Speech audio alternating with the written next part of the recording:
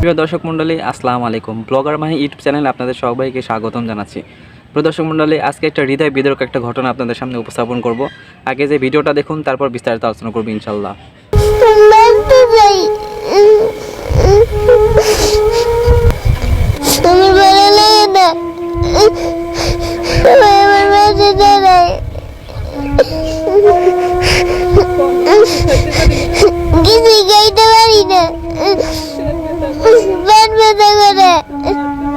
আমার মেয়ে অসুস্থ, আমার মেয়ের ব্লাড ক্যান্সার ধরা পড়ছে।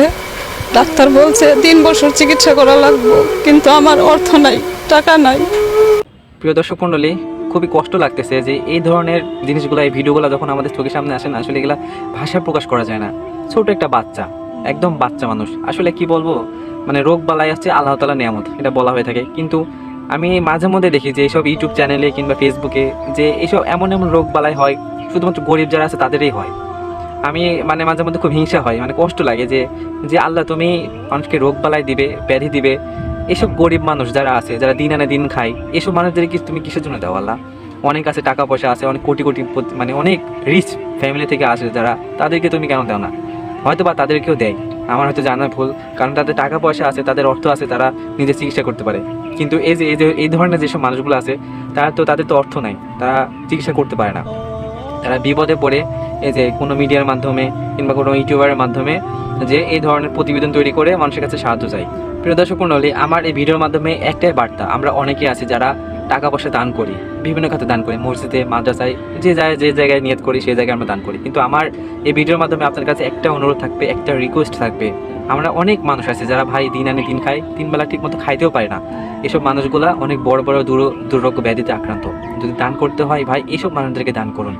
এদের কষ্ট ভাই দেখলে মানে কলেজা ফেটে যায়, কান্না পায়। কিন্তু আমার তো সামর্থ্য নাই, কিন্তু অনেকের আছে যাদের সামর্থ্য আছে, যারা প্রবাসে থাকেন, প্রতি মাসে কিংবা প্রতি সপ্তাহে কিংবা প্রতি বছরে কিছু টাকা দান করেন। আমি তাদের কাছে রিকোয়েস্ট করব, এই যে বাচ্চাটাকে অন্তত একটু সাহায্য করুন। যে যা পারেন, 10 টাকা 20 টাকা যে যা পারেন তাকে সাহায্য করুন। আগে যে ভিডিওটা দেখলেন, ওই ভিডিওটা আমি এক ভিডিও থেকে সংগ্রহ করছি। তার ভিডিওর মাধ্যমে ওখানে যে নাম্বারগুলো দেওয়া আছে, চাইলে আপনারা যোগাযোগ করতে পারেন। যে যা পারেন, 10 টাকা 20 টাকা যে পারেন, অন্তত একটু সাহায্য করুন। আমি খুবই ব্যথিত ভাই, আমার এগুলো খুব খারাপ লাগে যে আল্লাহ তাআলা কেন যে এইসব গরিব মানুষদের কিসের জন্য এই ধরনের রোগগুলো দেয়, আর এমন এমন রোগগুলো দেয় ভাই।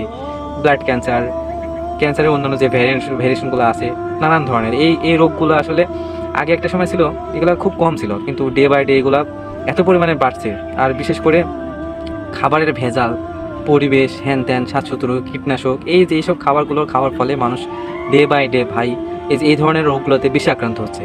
তাই একটা কথাই বলবো, যে জায়গা থেকে পারেন সচেতন হন। আমরা যারা কৃষক আছে, যারা এই ধরনের খাবারগুলো উৎপাদন করি, তারাও কিন্তু একটা সময় এগুলো আমরা নিজেরাও তো খাই। আমরা নিজেরাও যে খাবারগুলো উৎপাদন করি সেই খাবারগুলো তো আমরাই খাই, কিন্তু আমরা আসলে কী খাচ্ছি, মানুষকে কী খাওয়াচ্ছি, অন্যকে অসুস্থ করতেছি, নিজেও অসুস্থ হচ্ছি। সুতরাং চেষ্টা করবেন মানে ভেজাল জিনিস যেন না খাওয়ার, না তৈরি করার। আর এই ধরনের মানুষ যারা অসুস্থ হয়ে থাকে, তাদেরকে প্লিজ 10 টাকা 20 টাকা যে যা পারেন সাহায্য করুন।